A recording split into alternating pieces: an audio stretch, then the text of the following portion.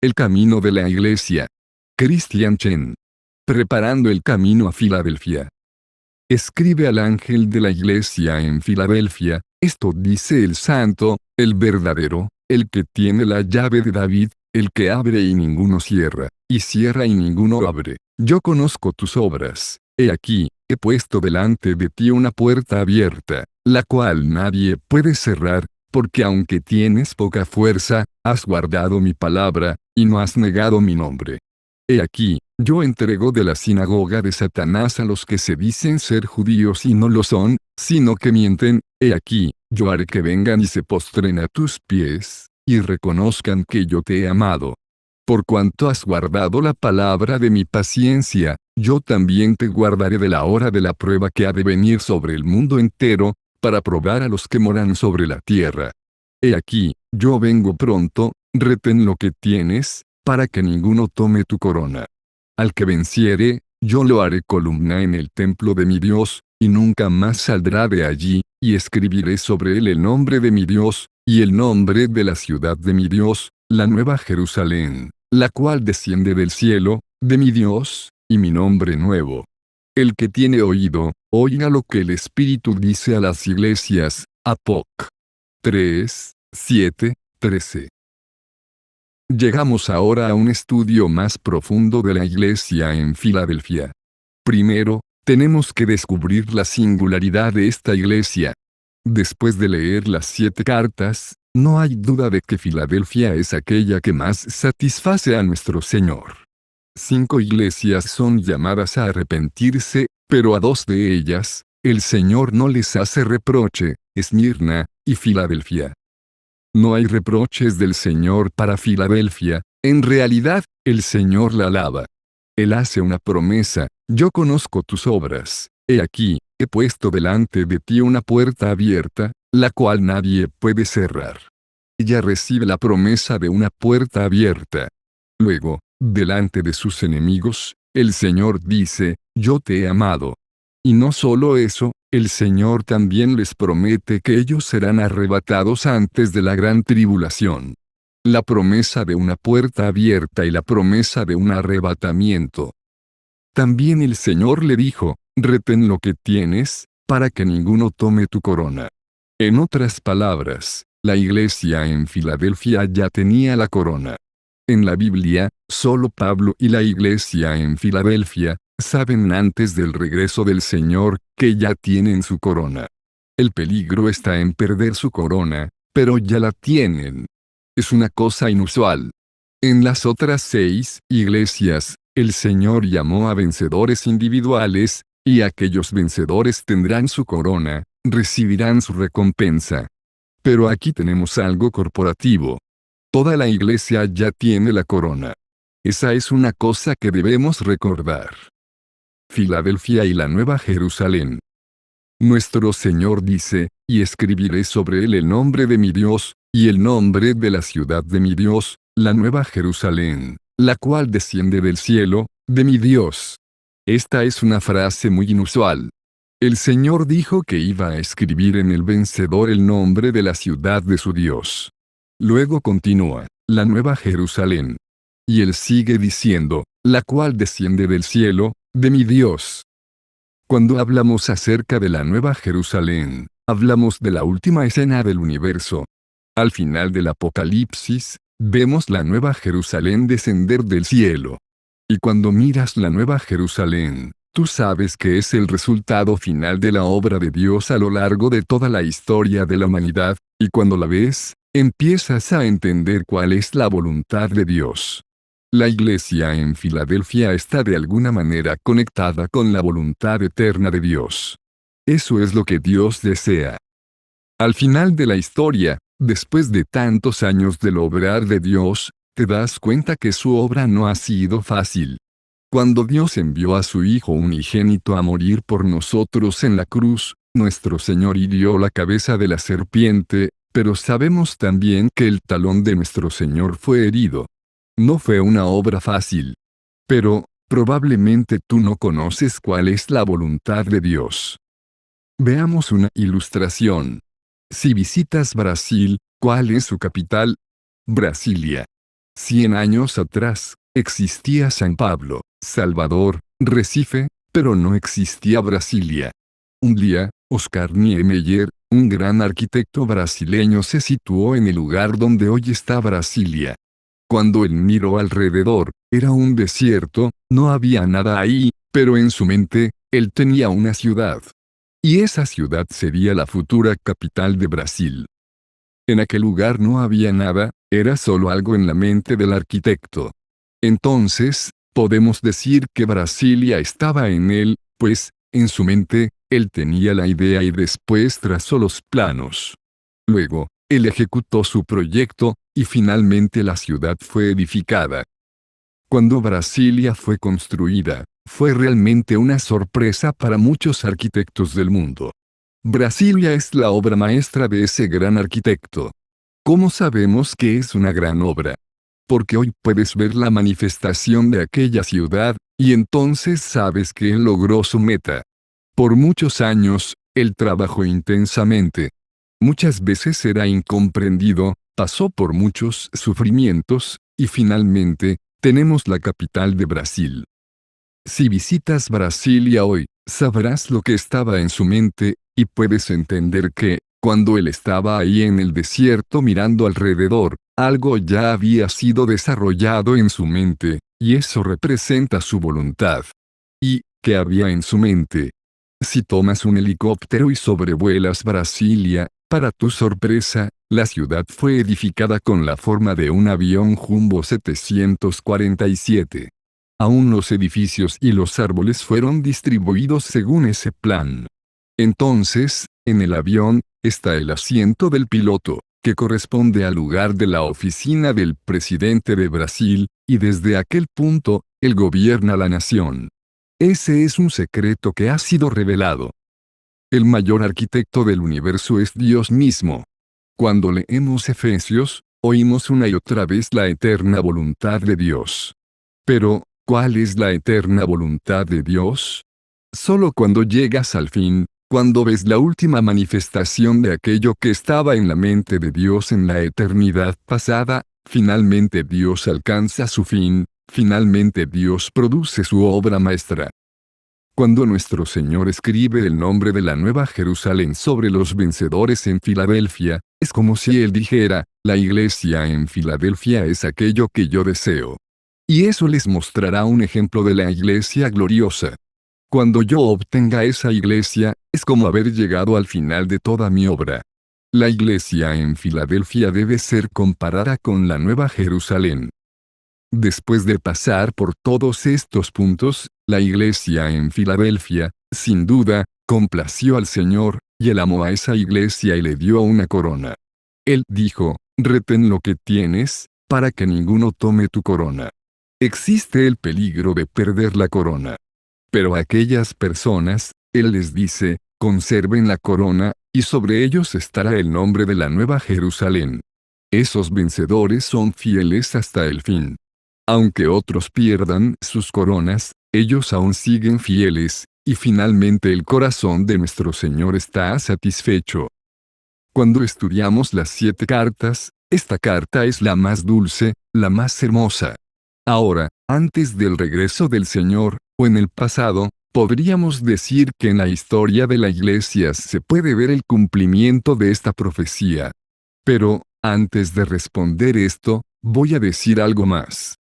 Antes del regreso del Señor, lo sabemos bien, tenemos a Tiatira, la iglesia de la Edad Oscura, o la iglesia que encontramos hoy en día en España, en Brasil, en Filipinas y en muchos otros lugares. Luego, tenemos la iglesia en Sardis, después de la Reforma, en la tierra de Martín Lutero, Suiza, Francia, Holanda, Escocia, Estados Unidos, etc. Y también la encontramos en Inglaterra, en lo que el Señor estaba obrando ahí. En relación a todos esos movimientos clásicos de la Reforma, vemos cómo el Espíritu Santo lleva a la iglesia a su plenitud. Esa es la historia de la iglesia en Sardis. De una manera más clara aún, Tiatira representa a los católicos romanos, incluyendo a los griegos ortodoxos. Y la iglesia en Sardis, cuando llegamos a la Reforma, También las personas la llaman las iglesias protestantes. Luego, pasamos por casi 400 años de historia, y ahora queremos descubrir si la iglesia en Filadelfia ya apareció en la historia. Una cosa es cierta, antes del regreso del Señor, encontraremos tal iglesia, si no en el pasado, al menos entre ahora y el regreso del Señor.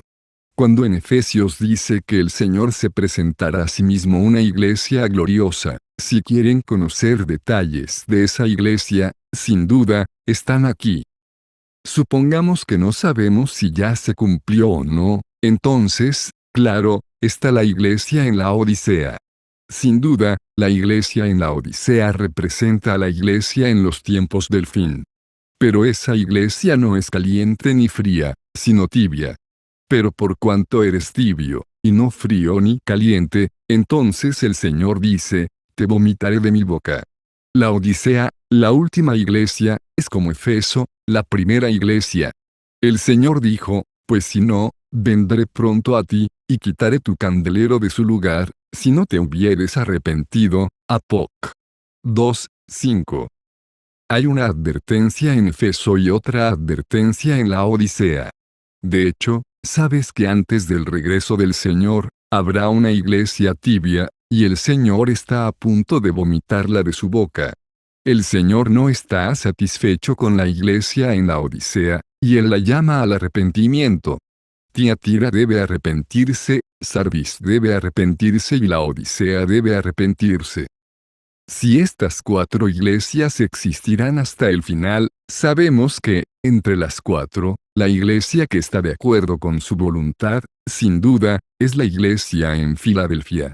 De inmediato, descubres el camino de la iglesia.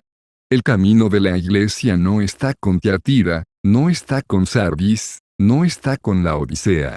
Sin duda alguna, el camino de la iglesia está con Filadelfia. Pero, claro, para tener Filadelfia, el Señor empezó la obra de la reforma. No puedes anular la historia. Esto significa que, si vives en el siglo XBCI, no tienes opción. Pero, en el siglo XXI, sabemos que Tiatira y Sardis ya son parte de la historia. Y, aunque sabemos que la Odisea está por venir, sabemos que la Odisea no está de acuerdo con la voluntad de Dios. Si quieres agradar al Señor, el único camino que podemos andar es el camino de la iglesia en Filadelfia. ¿Cuáles son las características de esa iglesia? Es posible encontrar a Filadelfia en la historia de la iglesia. Debo admitir que este estudio es el más difícil de todos. Tiatira es muy evidente, Sardis es muy obvia. Pero, ¿qué decir de la iglesia en Filadelfia? Entonces, antes de hablar del cumplimiento, tenemos que mencionar algunos puntos importantes. Con ese criterio, podemos mirar la historia de la iglesia, y ver cómo la iglesia en Filadelfia ya empezó. Primero, ¿cuál es el significado de Sardis? Sardis significa remanente. Sabemos que el pueblo de Israel fue llevado cautivo a Babilonia, y solo 50,000 regresaron a Jerusalén. Los demás fueron esparcidos por el mundo. La Biblia llama remanente a aquellos que volvieron a Jerusalén porque querían encontrarse con el Mesías. José, el padre adoptivo de Jesús, es uno del remanente, María, también es del remanente, la mayoría de los 12 discípulos eran del remanente, Simeón y Ana, también eran parte del remanente. En la primera venida del Señor, el mundo aún no estaba listo para encontrarse con Él. Sin embargo, unas pocas personas, el remanente, representaban a los vencedores en el Antiguo Testamento. Si Sardis es el remanente, significa que la iglesia, de alguna forma, en alguna ocasión en el tiempo, estuvo también en cautiverio. Pero, por la conducción de Lutero, Calvino y Zwinglio, la iglesia de Cristo regresó a Jerusalén, que representa el centro de la voluntad de Dios. La mayor parte del pueblo de Israel permaneció en el mundo. Es por eso que, entre 2,000 millones de personas que hoy en día se consideran cristianos, la mitad de ellos, 1,000 millones, pertenecen a Tiatira. Recuerden, Después de la Reforma, no todos regresaron. Solo los del remanente volvieron. Entonces, se puede comparar la iglesia en Sardis con la situación del Antiguo Testamento, como el pueblo de Israel estuvo 70 años en cautiverio y luego algunos regresaron. Un punto de quiebre. Por cierto, la iglesia en Sardis representa un nuevo comienzo. Después que la iglesia pasó por 1000 años de oscuridad, vino la estrella de la mañana. El Señor quiere un nuevo inicio. En la historia de la iglesia, se inicia un nuevo capítulo, una nueva página. La Reforma fue realmente un nuevo comienzo. La iglesia en Filadelfia, sin duda, representa otro capítulo en la historia de la iglesia. De alguna forma, puedes ver la diferencia entre Tiatira y Sardis, porque allí hubo un cambio drástico. Eso es una cosa. Ahora, de Sardis a Filadelfia, hay otro cambio drástico, otro nuevo comienzo. Antes de su regreso, el Señor está obrando en la iglesia, para llevarla a la condición de la iglesia gloriosa. En la historia de la iglesia, el Espíritu Santo siempre está intentando llevar a la iglesia a la madurez, y entonces, la iglesia será capaz de reflejar la personalidad de Cristo. Cuando el mundo vea la gloria y la hermosura en la iglesia, realmente estará viendo la hermosura y la gloria de Cristo. Y finalmente Dios concluirá su obra. Gracias al Señor por eso. El Señor siempre ha obrado en la historia. Él nunca desistió. Aún después de aquellos 1000 años de oscuridad, Él sigue trabajando. Gracias al Señor, ahora tenemos un punto de cambio, Sardis. Y luego otro, Filadelfia.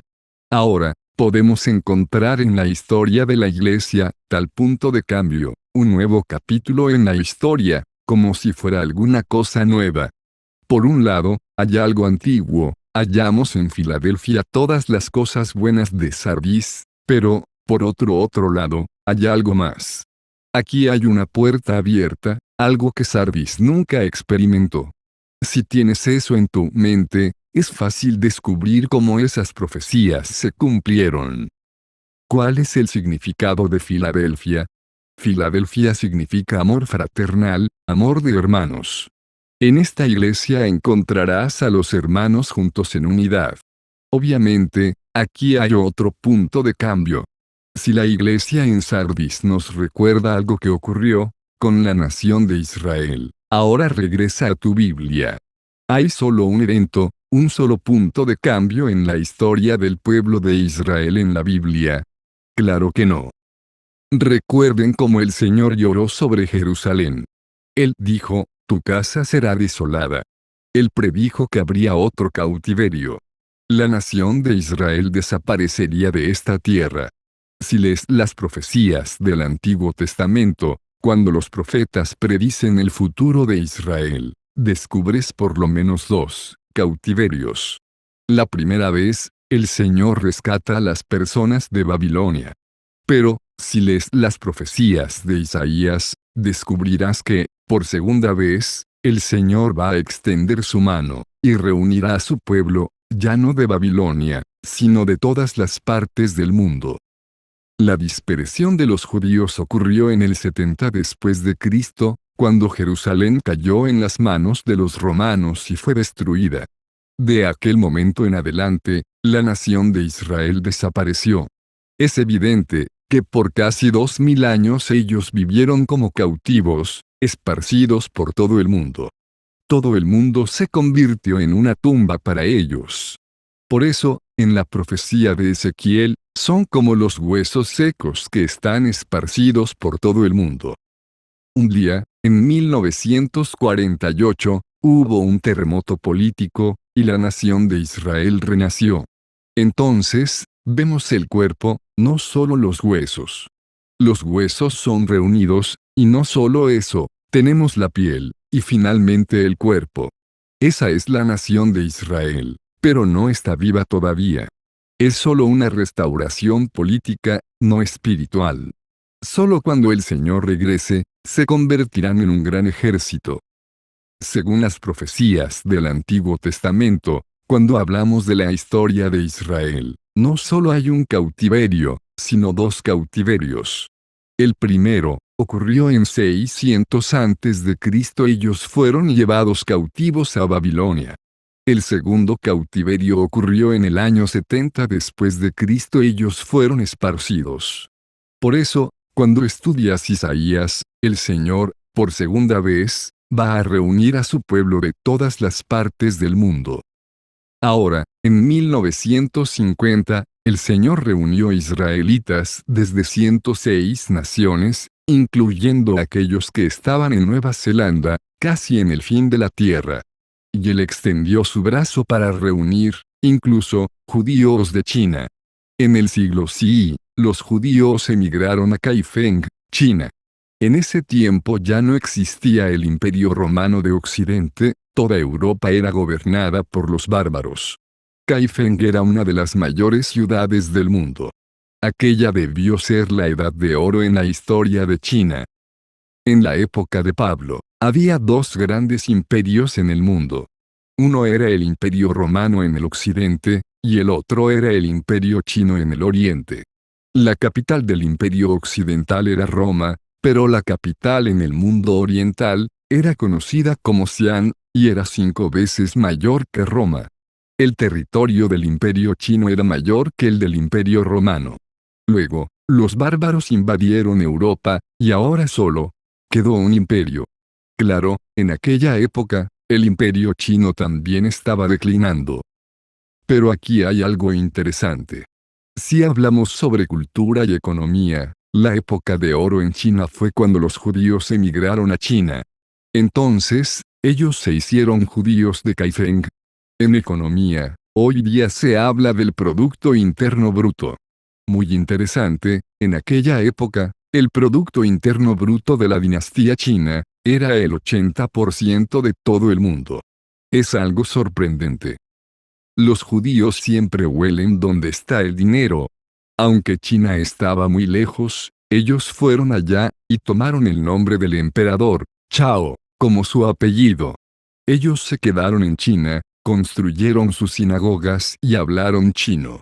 Pero hoy día, si visitas Kaifeng, descubres que existen judíos allí. Entonces, en 1950, cuando Dios extendió su brazo por segunda vez, trajo también personas de China. Ahora, si visitas un restaurante chino en Teléfono Aviv, por ejemplo, no necesitas preguntar cuál es su apellido. Debe ser Chao. El primer regreso fue en el año 536 a.C. y el segundo, cerca de 1948. ¿Cuántos años hay entre esos dos regresos? Ya lo hemos estudiado, son 2.520 años bíblicos. Cuando vemos esos dos regresos, realmente sabemos que hay dos cautiverios. Podemos ver el paralelo entre la historia de Israel y la historia de la Iglesia. En Sardis, cuando Lutero y Calvino, como Zorobabel, llevaron al pueblo de regreso a Jerusalén, ese fue el primer regreso al hogar. La Iglesia estuvo cautiva en Babilonia, entonces hubo un punto de cambio, un nuevo capítulo. Eso es la reforma. De Tiatira a Sardis, hubo un cambio drástico, porque Dios, por primera vez, extendió su brazo. Después de lo que pasó en la iglesia en Sardis, ¿cuál es la condición actual? ¿Cuántas denominaciones existen hoy en la familia de Dios? Es muy triste. Para su conocimiento, hoy día hay 38.000 denominaciones. Debes admitir que el pueblo de Dios ha sido esparcido, ha sido dividido en 38.000 secciones. ¿No es eso una tragedia? En el primer siglo, en Corinto, intentaron dividir la iglesia en 4 partes. ¿Es posible eso? ¿Puedes dividir el cuerpo de Cristo? Si alguien se emborracha, peca contra su propio cuerpo. Ahora, si dividimos la iglesia, pecamos contra el cuerpo de Cristo. Sabemos que existen los pecados individuales, pero, existe un pecado corporativo, si de alguna forma está aumentando el sufrimiento del cuerpo de Cristo. Una empresa, o una escuela pueden ser divididas en 2 o 3, pero no un cuerpo. Pero ahora, nuestra carne dividió el cuerpo de Cristo en 38.000 secciones. Ahora puedes imaginar que, al final del siglo XVIII, especialmente durante el reavivamiento, gradualmente, las personas se dieron cuenta que cuando somos nacidos de nuevo, nacemos a la familia de Dios. Pero, ¿cuál es la tragedia? Esta familia ha sido dividida. Y por esa razón, Dios tiene que hacer algo. Dios tiene que extender su brazo para reunir a su pueblo. Una manera de reunir a su pueblo es por medio del reavivamiento.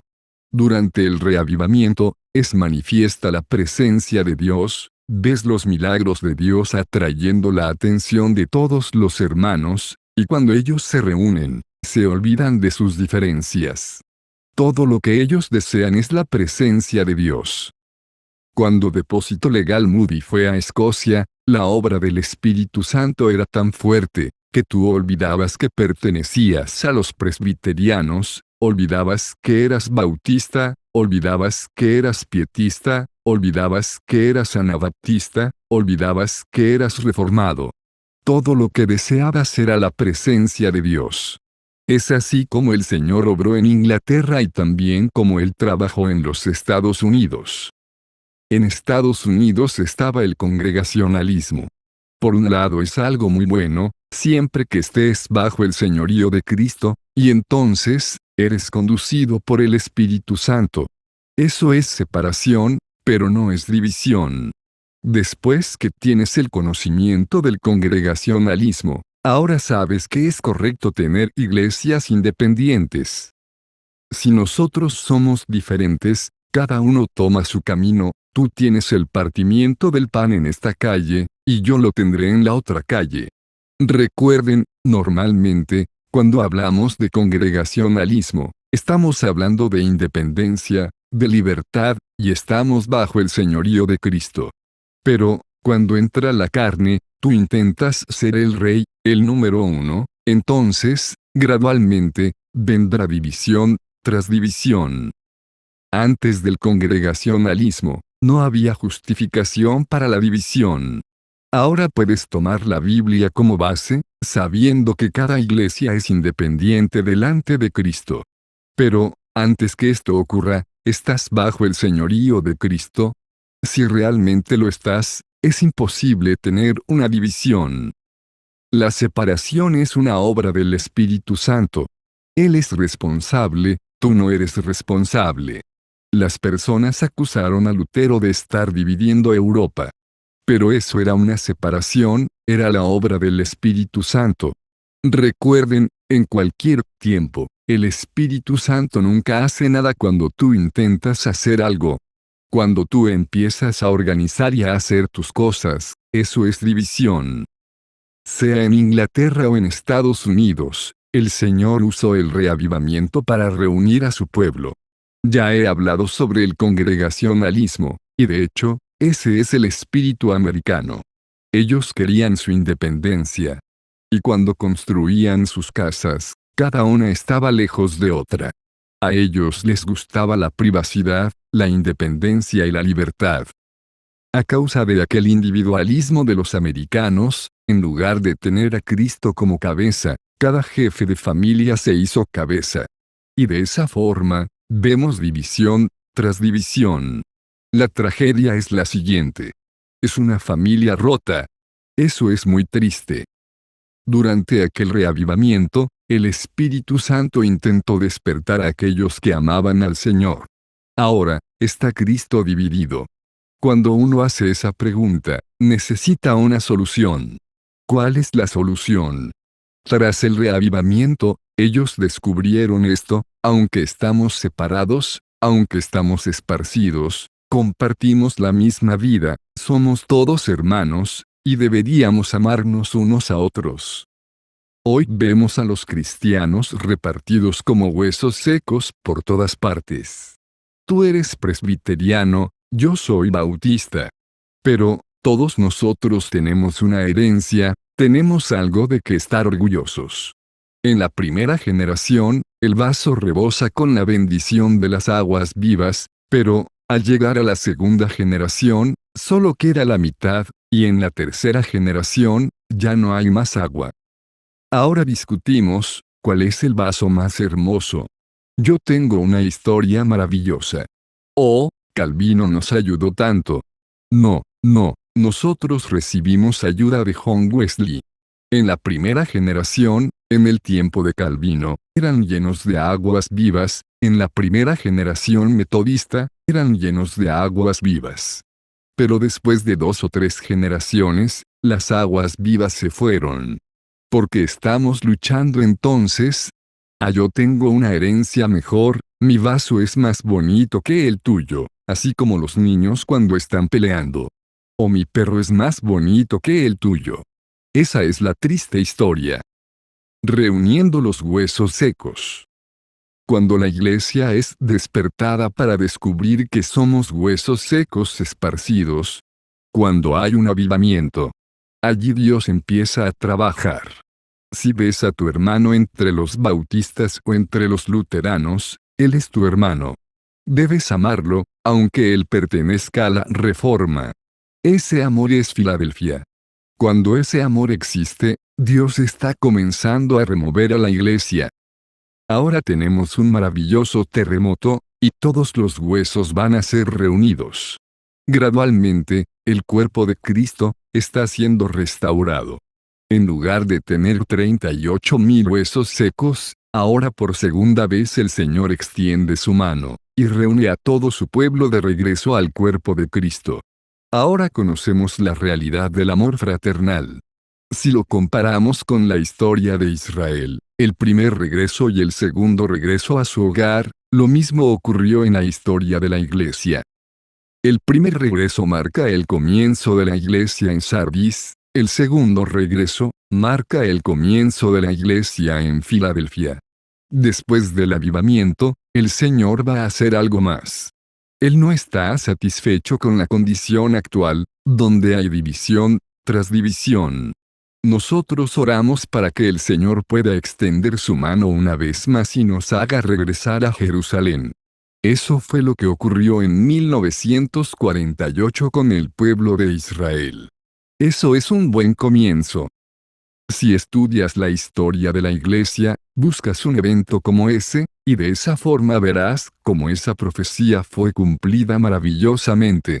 Eso significa que, de alguna forma, de Sardis a Filadelfia, debe haber alguna diferencia. Es un cambio drástico. Esa es una clave muy importante, y es la primera clave. La segunda clave es cómo el Señor se revela a sí mismo a la iglesia en Filadelfia. Esto dice el santo, el verdadero, Apoc. 3:7. Ya he mencionado que en Sardis, Cristo se presenta a sí mismo como el celestial y el espiritual. Si combinamos espiritualidad con celestialidad, eso es santidad. ¿Por qué?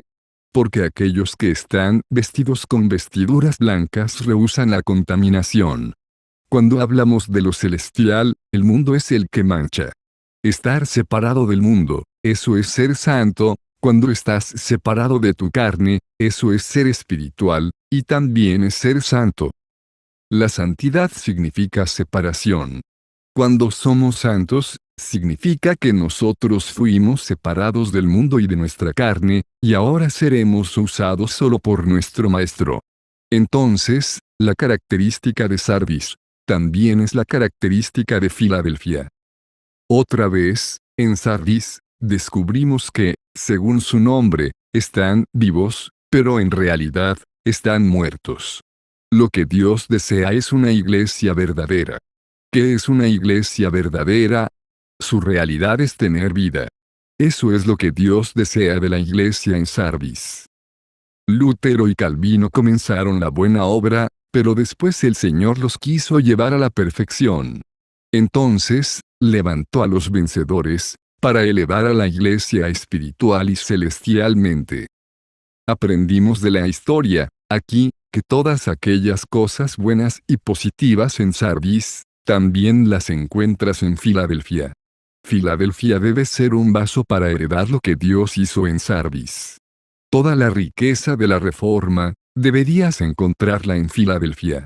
En otras palabras, la iglesia en Filadelfia es edificada sobre el mismo fundamento de Sardis. Todo comienza con la verdad evangélica. No es un evangelio diferente. La justificación por la fe, solo la Escritura, el sacerdocio universal de los creyentes. Pero ahora, cuando la iglesia ha estado dividida, está Cristo dividido. Cuando los huesos secos están esparcidos por todas partes, Dios tiene que hacer una nueva obra, y por segunda vez va a extender su mano. Pero recuerda, cuando aquel cuerpo es restaurado, no significa que contiene alguna cosa que no estaba en Sardis. No, la historia de Sardis es importante. Cuando hablas de las obras de la carne, la división es una obra de la carne, y cuando alguien se convierte en mundano, también es contra la voluntad de Dios. Ser espiritual, ser celestial y estar bajo el señorío de Cristo, todo eso es una obra del Espíritu Santo. Dios continúa su obra en Filadelfia. Esto significa que la iglesia en Filadelfia abrazó toda la obra del Espíritu Santo en Sardis y quitó las obras de la carne. La llave de David. Y luego, una cosa más. El Señor es el Santo, el verdadero, el que tiene la llave de David. ¿Qué es la llave de David? Si lees Jeremías, las profecías del Antiguo Testamento, verás que en el palacio del rey David había alguien que portaba todas las llaves. Eran muchas, porque había muchos tesoros guardados en el palacio. Hoy en día, se pone el oro o el dinero en una caja fuerte. Si tienes solo un cofre, necesitas una llave para abrirlo. Pero no olvides, el palacio de David estaba lleno de tesoros, ellos no cabían en un pequeño cofre. No solo había una habitación, sino muchas habitaciones llenas de tesoros, y necesitan que alguien lleve las llaves, para abrirlas una a una. Y cuando usas todas las llaves, abres las puertas y nunca cierras. Lo importante es lo siguiente. Cuando ves los tesoros, no son solo 5 minutos de sorpresa. Una vez que está abierto, es tuyo. Será tuyo por 2 años, por 20, por 200 años. Es todo tuyo. Ahora el Señor se revela a sí mismo como el más rico de todos. Estamos hablando de las riquezas espirituales. Aquí el Señor va a hacer algo más. Por un lado, tienes todas las riquezas espirituales de Sardis, pero estas no son más que un pequeño porcentaje de todo el tesoro que existe en el palacio del rey. La iglesia en Filadelfia no solo tiene todos los tesoros que están en Sardis, sino que el Señor hará algo más. Él te abrirá la puerta, y entonces disfrutarás de las insondables riquezas de Cristo. Eso es la iglesia en Filadelfia. La condición de Filadelfia es que ellos abrazan todas las insondables riquezas de Cristo. Yo conozco tus obras, he aquí, he puesto delante de ti una puerta abierta, la cual nadie puede cerrar. La característica de la iglesia en Filadelfia es la riqueza espiritual, los tesoros espirituales, las riquezas depositadas en el cuerpo durante 2000 años. Ahora el Señor abre la puerta, y Él dice a la iglesia en Filadelfia, es todo tuyo. Si quieres encontrar el cumplimiento de esa profecía, ese es el segundo punto. Tercer punto. Es un cuerpo, es algo corporativo, que Dios llama del mundo para ser su testimonio vivo. El Señor tiene un testimonio en cada vencedor individual por todas partes, pero Dios está buscando un cuerpo victorioso. Todo este se convierte en un vencedor. Cuando la iglesia en general cae a un nivel inferior al de la voluntad de Dios, ese cuerpo de hermanos, en la historia, permanece en el nivel de la voluntad de Dios. Cuarto punto. Es posible que ellos pierdan su corona y se conviertan en la Odisea. La condición de riqueza pertenece a Filadelfia. La Odisea dice, yo soy rico. Eras rico en el pasado, pero ya no lo eres. Perdiste tu corona, eres pobre, estás desnudo, y eres tibio. Por cuanto eres tibio, te vomitaré de mi boca. Entonces, hay división, tras división. Un tipo de división ocurrió en Sardis y otro tipo de división en la Odisea. De esa manera, podemos ver cómo en la historia de la Iglesia, el Señor reúne a su pueblo. Tenemos que medir con esa medida. No podemos estudiar solo una parte de la historia e intentar aplicarla a ellos, no. De alguna forma, antes del regreso del Señor, sin duda, Él extenderá su brazo y reunirá a todo su pueblo. El primer regreso a casa fue para sacarlos de Babilonia, la iglesia en la Edad Oscura.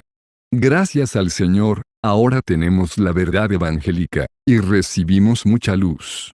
Pero, por eso, después del siglo XV, después de 300 años, particularmente a fines del siglo XVIII, tenemos el segundo gran avivamiento en Estados Unidos.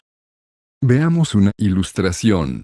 Los norteamericanos eran muy independientes. Durante la Revolución, el ejército británico llevaba uniforme rojo. Desde lejos se les podía reconocer. Pero en Estados Unidos había 13 colonias, y cada colonia quería su independencia. Y ahora estaban enfrentando una crisis. Debemos ganar la guerra, y deberíamos estar unidos. Si vamos a la guerra, usemos todos un mismo uniforme. Era una cosa muy razonable. Si enfrentaban a un mismo enemigo, las 13 colonias deberían ser una. Si el enemigo era rojo, porque ellos no eran azules, por ejemplo.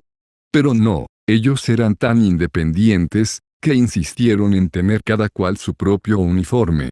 Aquello era una confusión en el campo de batalla, y eso representa el espíritu de América, división tras división. En Europa, no hubo tantas divisiones. Pero cuando llegas al Nuevo Mundo, lejos de Inglaterra, todos se hicieron independientes. Por eso, se necesitaba un segundo avivamiento. Solo después del segundo avivamiento, el Señor extendió su mano, y cuando ellos aprendieron su lección, la misma gracia pudo fluir hacia todo el mundo. Ahora vemos cuál es la naturaleza de Filadelfia. A fines del siglo XVIII las personas descubren nuestra familia está dividida. Nosotros somos como huesos secos esparcidos por todas partes. Entonces, empezando en el siglo VI, tanto en Estados Unidos como en Inglaterra, el Señor realmente despertó a muchas almas, y cuando estaban delante del Señor, estaban tristes. De alguna forma, el Señor tiene que hacer algo para reunirlos, y de aquella reunión vemos la iglesia en Filadelfia. Para que el Señor los reuniera, aquella debería ser la obra del Espíritu Santo.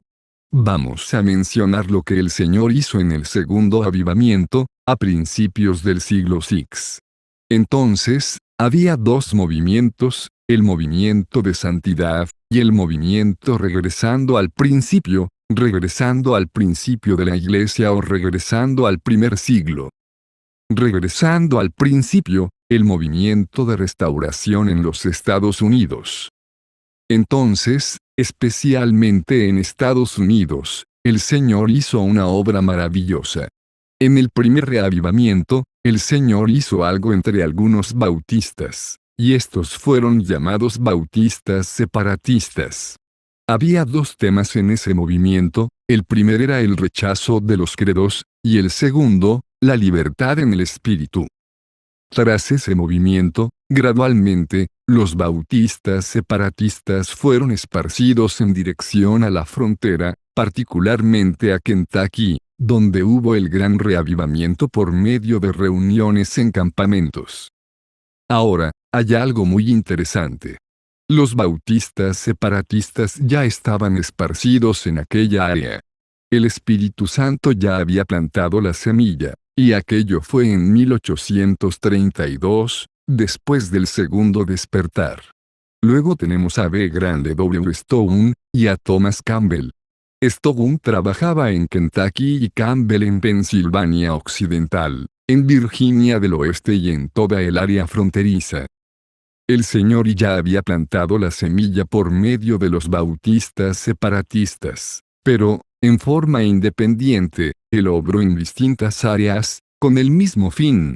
Ellos sentían que debían estar juntos y debían amarse los unos a los otros, estaban a favor de la unidad de la iglesia.